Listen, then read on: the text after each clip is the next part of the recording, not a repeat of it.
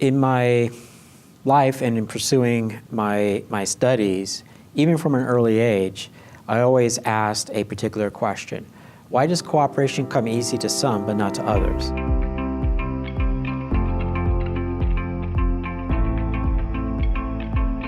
What I'd like to really focus on are basically three concepts, and that is identity, fair treatment, and trust. And I refer to this as the magic mix that produces cooperation.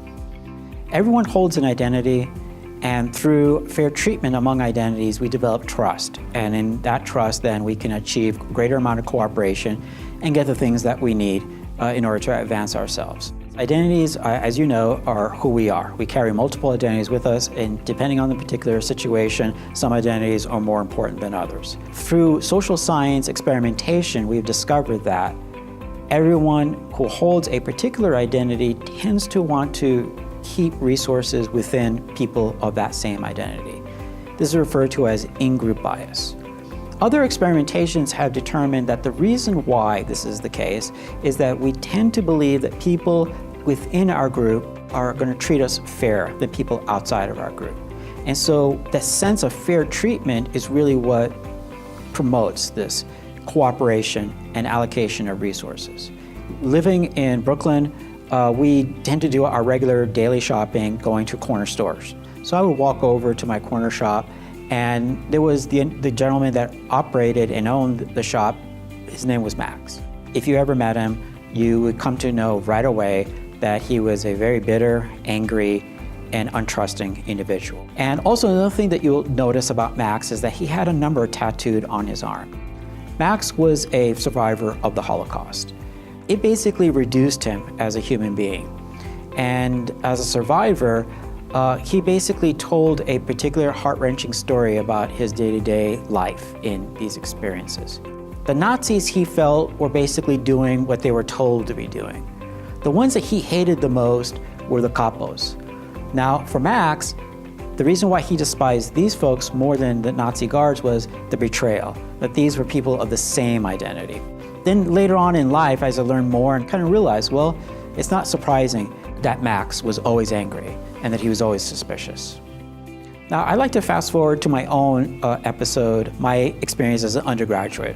I was basically someone who felt completely out of place. My first few years there were a struggle. I was still trying to figure out what to do while working 30 hours a week and try to navigate my studies. This is one professor who basically looked at me and examined me, looked me over, and basically had me all figured out, that I was some sort of spoiled kid that didn't want to study.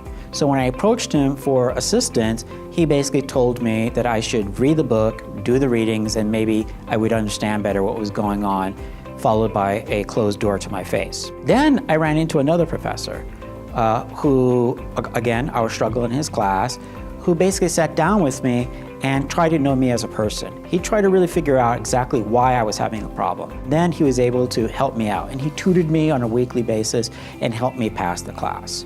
And so therefore, in that particular case, an identity was bridged, and I really felt that I was being treated fairly, and then able to basically embolden me in trusting others at the university that they too will be helping me out. And so what are these stories basically saying? This basically saying is that yes, we carry identity with us. And identity basically gives us this natural in-group, out-group type of situation.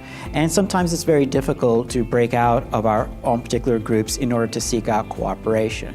However, if we find that there is a structure of fair treatment, then that basically develops a sense of trust.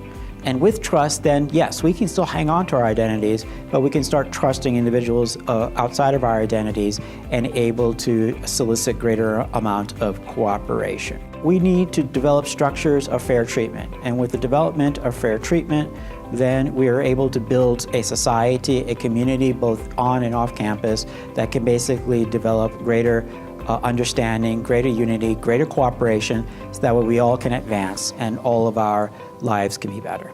Thank you very much.